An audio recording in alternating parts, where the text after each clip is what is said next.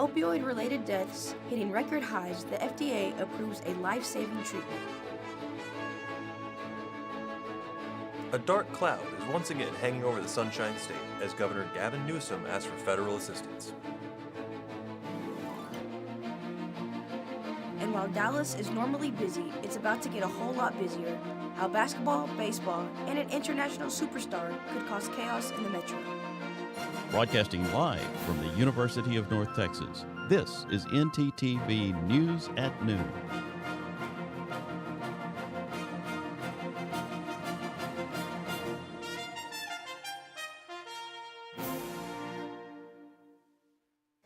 Good afternoon. Thank you for joining ntTV News at Noon. I'm Ariana Williams. And I'm Blaine Tatum. This morning, the U.S. Food and Drug Administration approved selling naloxone without a prescription, setting the overdose-reversing drug on course to become the first opioid treatment to be sold over the counter.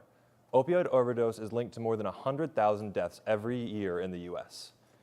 Advocates say that more access to naloxone will save lives that would otherwise have been lost, as only police and first responders currently carry naloxone. Naloxone can reverse the effects of overdosing on opioids, including common drugs such as heroin, fentanyl, and oxycodone. Narcan is the most well-known brand of naloxone and is administered as a nasal spray. Over-the-counter Narcan is set to hit pharmacy shelves by late summer. The Boy Scouts can continue operations, but not without paying up. A federal judge has upheld the approval of a $2.4 billion bankruptcy plan aimed at resolving over 80,000 child sexual abuse claims against the Boy Scouts. The BSA issued a statement in supporting of the ruling, marking it as a pivotal milestone that opens the path forward for both survivors and future Scouts. An elderly, hearing-impaired woman may be suing the city of Austin and the Travis County Sheriff's Office. She says her arrest last year led to a broken arm. The 71-year-old Florida woman was at the Austin airport waiting for her connecting flight, but she didn't hear that the gate had been changed and missed it. Her attorney says she was later charged with criminal trespass and broke her arm during the booking process. Reporter Ricardo Lewis explains what steps she plans to take next. The incident happened on September 13th last year at the Austin airport when Karen McGee was waiting for her connecting flight to Seattle. She waited at the gate, but later learned the gate changed and her flight left, but she couldn't hear when they paged her. She controls her hearing aids through an app on her phone, but at the time the event took place, she didn't know that her hearing aids were actually on a preset setting that didn't fully cover the sounds that she was missing. McGee was issued a new ticket on Alaska Airlines. She learned her cousin was on the earlier flight that was delayed, so she asked to get on that one. It was like a complete coincidence that she was rebooked on Alaska by Delta and that her cousin was literally sitting at that gate on a plane. McGee's attorney says she was trying to communicate with the gate agents, but they were being dismissive. The agents called security, and McGee grew frustrated, confused, so she sat down. That's when Austin police show up for a disturbance call. Officers tried to de-escalate the situation and explained she could either rebook the flight or be arrested for criminal trespass. I noticed that you have some hearing aids. Okay, just want to make sure. Are you hard of hearing? An Austin airport employee then reads the criminal trespass charge, but her attorneys say she didn't know she was given a notice of arrest. In this case, the need was for someone to get down and speak slowly and not kind of like huddle around her and intimidate her. McGee was wheeled out of the airport in a wheelchair and booked into the Travis County Jail, where attorneys say McGee was shoved against a wall by an officer, her handcuffs twisted with extreme force, causing her to break her arm. She was booked for 3 days and only given an Aleve and Advil for the pain. In a statement, Travis County Sheriff Sally Hernandez says our agency takes the health and safety of the individuals in our facilities very seriously and takes appropriate steps to maintain their safety. They knew she was hearing impaired. They documented in the records. There you go. Put your feet up there. Put your feet up. All right, do it backwards.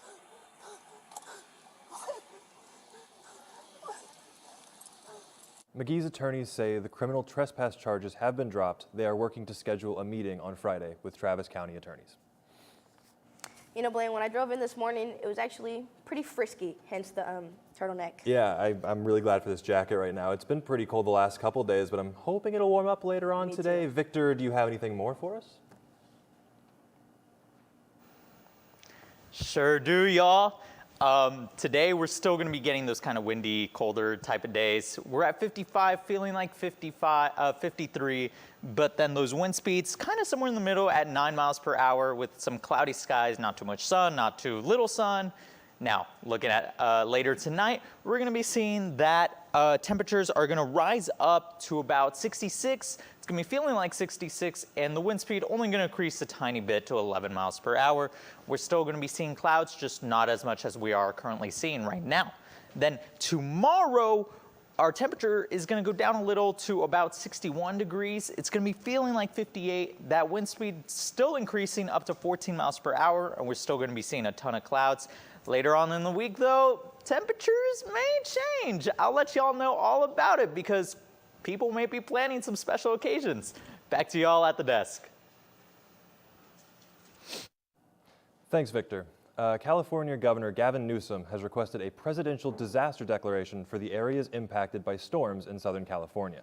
The declaration would provide impacted counties with food, housing, counseling, medical, and legal services. These storms have been raging since February 21st, and Governor Newsom has expanded the emergency state to 47 counties.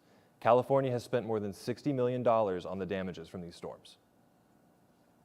6 Fort Worth residents have been hospitalized after being exposed to carbon monoxide on Monday night. Crystal Prentice has more on what happened and how you can protect yourself from this deadly odorless gas. Crystal? 5 children and 1 adult were hospitalized Monday night after being exposed to carbon monoxide from a running car. The Fort Worth Fire Department received a call from a child saying her mother was acting differently. When the fire department arrived, they opened the door and that same child collapsed. Officials also found other children laid out on the floor.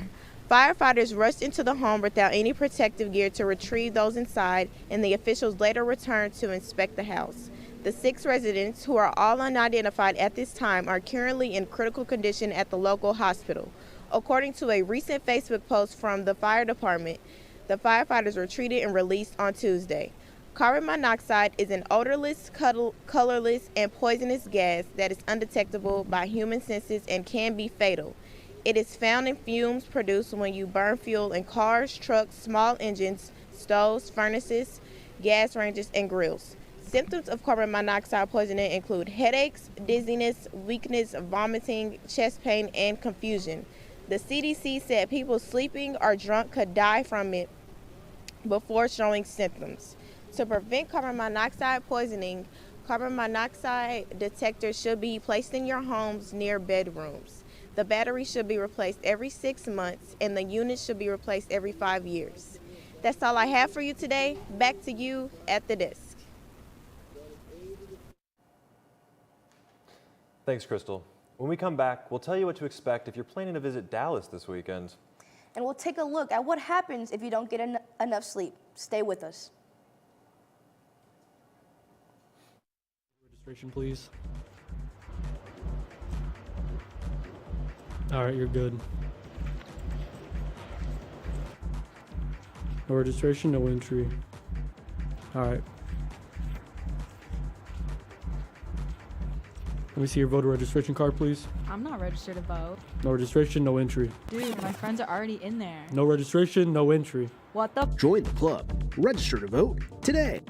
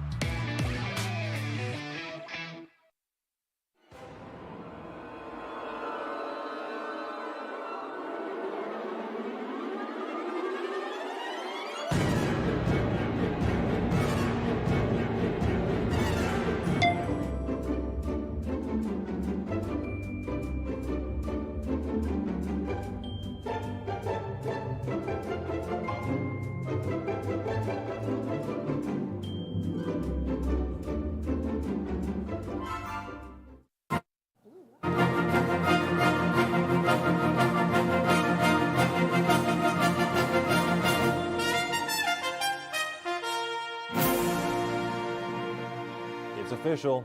Dallas is on top once again, although this time it's for something a little different. According to a new study, the city of Dallas ranks #1 in the nation for the amount of vacant land, with nearly 91,000 vacant acres and nearly a quarter of downtown Dallas being used for parking. The city of Dallas says it sees this as an opportunity to fill these vacant spaces and bring in exciting new developments to North Texas. Speaking of parking in Dallas, this weekend is going to be extremely hectic. I can't believe they scheduled a Taylor Swift concert right next door to a Rangers game. Same time, same place, same day. It's going to be crazy. I completely agree, no doubt about it. Well, here's Lillian Kosh to update us more about the events happening this weekend. Lillian? Preparations are underway for Dallas to host the NCAA Women's Final Four college basketball tournament. This is the second time in the 41-year history of the NCAA women's basketball that the Division II and III national championships will take place in Dallas. Both games will be this Saturday at the American Airlines Center, and this tournament is more than just watching basketball. It's a celebration of the fans that love the sport. And if you're not planning to watch the games in person, there are free fan festivals, concerts, and parades planned throughout the weekend around Dallas. Fans can also take the opportunity to watch an open practice for free tomorrow from 11 a.m. to 3. There will also be fan experiences and a DJ, so be looking for announcements regarding this weekend's events. The first game kicks off at 6 p.m. this Friday, and by this Sunday, we will know who will be taking home the trophy. Speaking of a lot of sports in Dallas, the Texas Rangers shared details for their opening day festivities when they host the Philadelphia Phillies at 3:05 on Thursday. To commemorate the 200th anniversary of the founding of the Texas Rangers, Ruben T. Mankin, a 21-year-old veteran of the Texas DPS, will throw the first pitch. On the field with him will be a distinguished list of Texans, including former Texas Governor and former President George W. Bush and Texas Governor Greg Abbott. Mankin will also be joined on the mound by Hall of Fame pitcher Nolan Ryan, and his pitch will be caught by MLB Hall of Fame catcher Ivan Pudge Rodriguez. Along with getting to see those famous faces, all fans attending the home game opener will receive a 2023 Texas Rangers magnet schedule. And if that's not enough to make you want to be there, the park will be featuring a new 2-foot hot dog named the Boomstick Burger, made with Nolan Ryan beef. Parking lots will be open from 11 a.m. and the ballpark gates will open at noon. Every Thursday after the Thursday game opener, they will be off on Friday and will finish a 3-game set against the Phillies on Saturday and Sunday. I mean, fans attending this game will need to give themselves some extra time to deal with traffic and parking at the ballpark because a certain pop star will be performing right next door. Our reporter Vale Herrera has more on what is going down this weekend. Vale?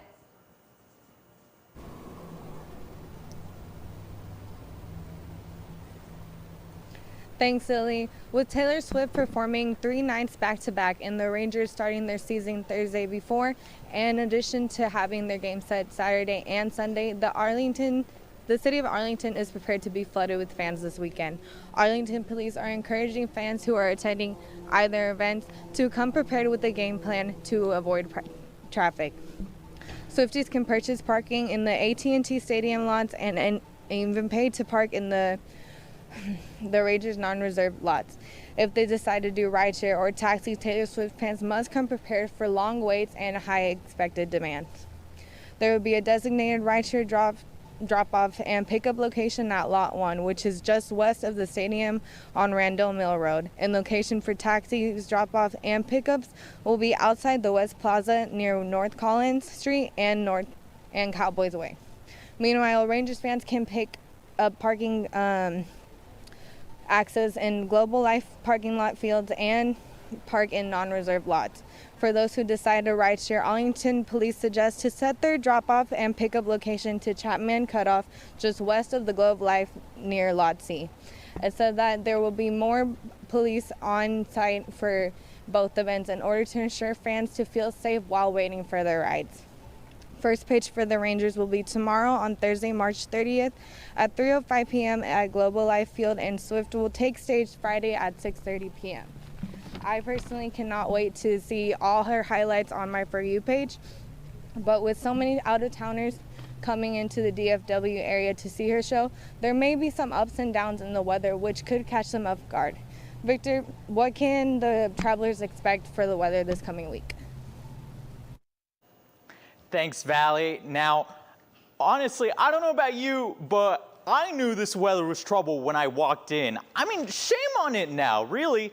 Look at this. We're getting all these low 60s, high 50s all across North Texas here. And it's going to stay pretty consistent all of here in North Texas, not only North Texas, but also all across the state. We're getting these low 60s, high 50s. You can see El Paso is the only one that's kind of not in that range. It's at 66. It's close enough.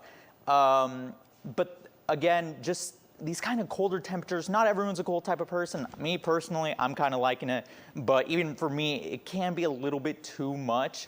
And then you'll see in Oklahoma City, we're going to be seeing 58 degrees. So again, it's just these colder types of temperatures, even outside of our own state. Now, looking at our 7-day forecast, we're going to be seeing the consistency drop a little bit because today we're beginning like this colder day, high of 68. Tomorrow, again, another colder day of a high of 68, though we will maybe see some rain later tomorrow night. So be prepared for that. And then Friday, our temperatures are going to increase a little. Well, the high is going to increase a little, but the rain, we're still going to be seeing a 52% chance of rain in the morning. So continuing on from Thursday night. Now, once this weekend hits Saturday, it's going to be actually a lot sunnier, really sunny, in fact, a high of 73, a low of 52. So that's going to be a good day to go watch Taylor Swift. And then Sunday, we're going to be seeing rain again, 41% chance with a high of 77, a low of 62. But then once Monday hits next week, it's the full sun ablazing. And then Tuesday, again, high of 88, high of 86. You know, these temperatures are really just gonna go up and up once the week comes. And if you're not gonna be able to watch Taylor Swift this weekend because of, let's say, weather or whatnot, you might want to focus on the stars in the sky instead. Jupiter, Mercury, Uranus, Venus, and Mars. The 5 planets are getting together in a rare planet alignment in the sky visible from here in North Texas. They'll be able to be seen up until tomorrow, March 30th. If you would like to see it, make sure to look in the western sky after sunset away from urban lights. That's all I got from weather. Back to y'all at the desk. Thanks, Victor. Maybe I'll head up to the observatory this weekend. Now, if you're less into astronomy and more into Adele, we have good news for you, too. And the UNT Mean Green grabbed a huge win last night. We'll tell you more about it when we come back.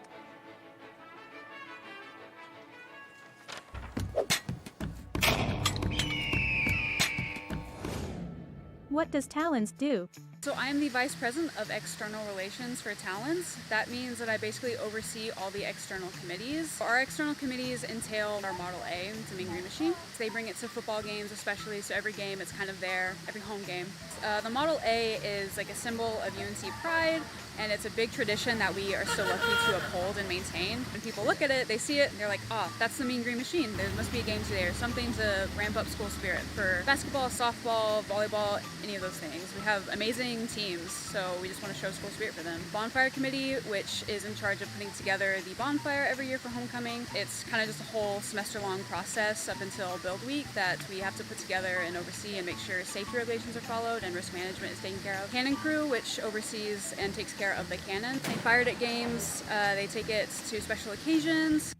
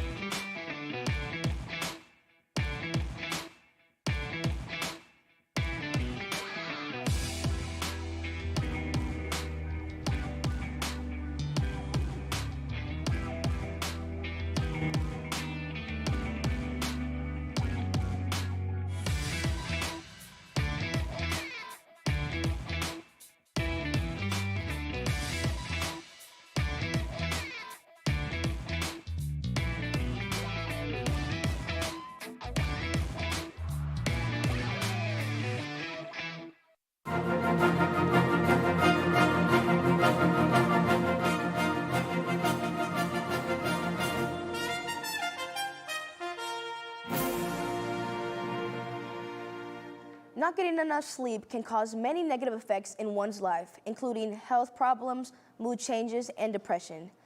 I had the chance to get an interview with a sleep specialist to gather some tips on how to get a better night's rest.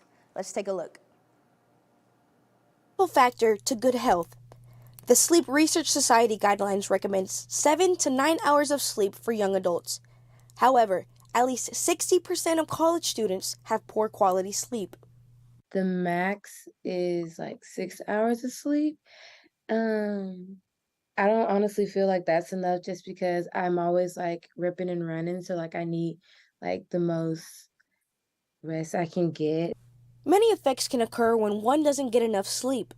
You may notice like there's, reduced attention span, memory can, worsen memory, poor or risky decision making can be one. You can also feel lack of energy, changes in mood like anxiety or being irritable. I am, just sluggish, I would say, and just not motivated to do anything.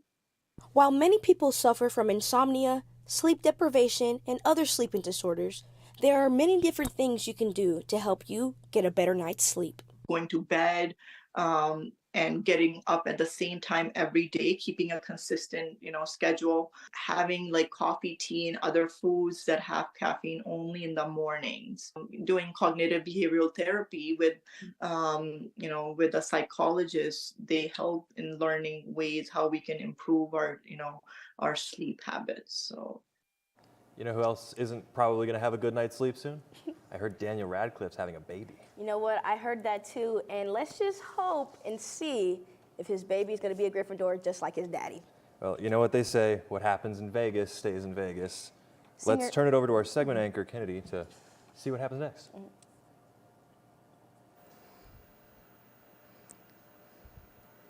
Go down the teleprompter.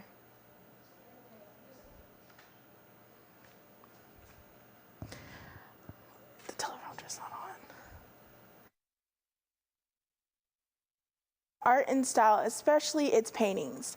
Artists like Da Vinci have been known for their paintings, but held a secret ingredient in their paintings. A new study by Nature Communications Journals found a classic Renaissance painters like Da Vinci, Sandro Botticelli, and Rembrandt may have used egg yolk in their oil paintings. Traces of that protein were found was believed to be from contamination, but now researchers believe it was on purpose. It turns out adding egg yolk can tune the properties in the oil, which shows age and brush strokes more.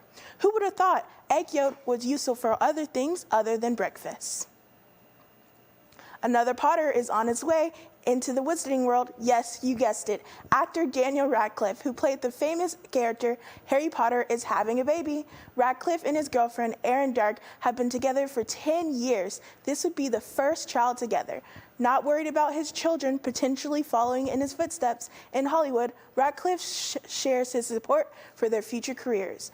The one thing he wants to protect them from is fame, knowing what it means to be a child and adult star. You never know, we might have a Harry Potter sequel where Radcliffe Jr. goes to Hogwarts.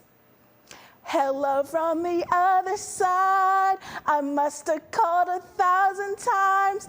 That's right, Adele is back in Vegas for fans who want another chance to see her perform. The popular singer has announced Sunday that she is to return to Vegas in June and pick up her residency. She finished 32 concerts that started in November of last year and ended this past Saturday. Caesars Palace will host her extended residency from June 16 to November 4th, seating 4,000 people. Adele says she will be excited for the extended residency as her performance will be filmed for a concert documentary. Don't miss out on those tickets, y'all. That's all for Seen and Heard, and I'm Kennedy Fowler. Back to you guys at the desk. Kennedy, some big things are happening in Dallas this weekend, but what about the rest of the country? I heard that UNT is going to Vegas. You think they're going to see Adele? I was just about to say, Blaine, that's Adele that's going to Vegas. UNT's been there and done that, and we're on to the next. But don't worry, I will have that UNT update and more after the break. Can I see your voter registration, please? All right, you're good. That's why I always recommend I see your voter registration, please? All right, you're good. No registration, no entry. All right.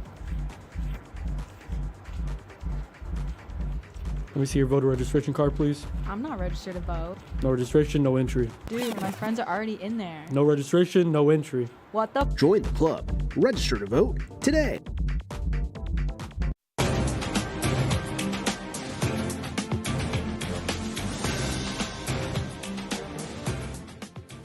He is headed to the finals of the NIT.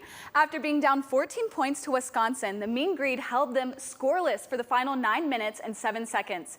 UNT only led once, but those 2 points were enough to send them to meet UAB in the final. And while most 17-year-olds are preparing for college, Liam Garner was preparing for a different adventure, a biking journey across the Americas. On August 1st, 2021, the experienced cyclist started his trip in Prudhoe Bay, Alaska, the most northern point in the U.S. accessible by roads. His goal was to get to Ushuaia, Argentina, the southernmost point in South America. And after years of struggle with the weather conditions, exhaustion, and loneliness, Garner finally made it to Ushuaia on January 10th. And I mean, while that bike ride took him years to complete, imagine spending years to find shoes that actually fit you. Well, that's the case for this 6'10" football player, Eric Kilburn, who needs a size 24 shoe, and how one shoe brand is trying to fix that.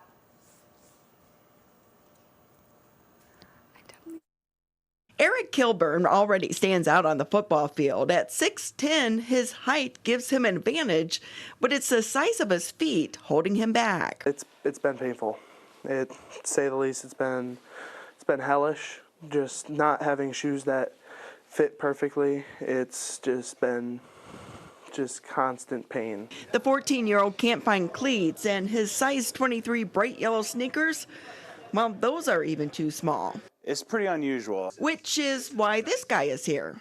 Okay, so this is a last. We call this a last. Rob Kropp is the Senior Director for Product Development at Under Armour. I've been in this industry almost 30 years, and I have never seen anything bigger than a 22. Personally, I've never worked on anything bigger than around a 20. Turns out Eric's shoe size is unique even to sneaker execs. I don't have Eric's exact size figured out yet. We need a couple more days to figure that out, but obviously he's going to be the largest shoe we've ever built. Kropp flew to Michigan to get a proper measurement of Eric's feet, which included a digital scan, because making a shoe big enough for this teenager is no easy task. We're gonna build the shoes from the ground up, and we've got to build the machinery, or the tooling we call it, to make the shoes, and it's gonna take us probably about 6 to 8 weeks to get all that done. Eric's parents are overwhelmed. My hopelessness has been replaced with joy and relief, and that's a priceless feeling.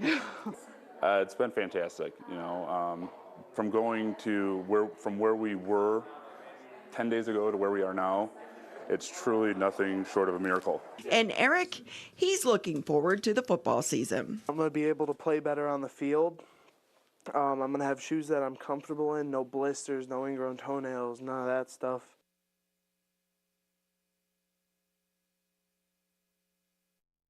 Only shoes I wear, do you think they sell them in a size 24? I wear a size 13, and I already have trouble finding shoes that fit me. Whoa, y'all Bigfoot over here. I wear a size 7. But yeah, so thanks for tuning in to ntTV News at noon. Join us again tonight at 6 and tomorrow at noon here on North Texas Television.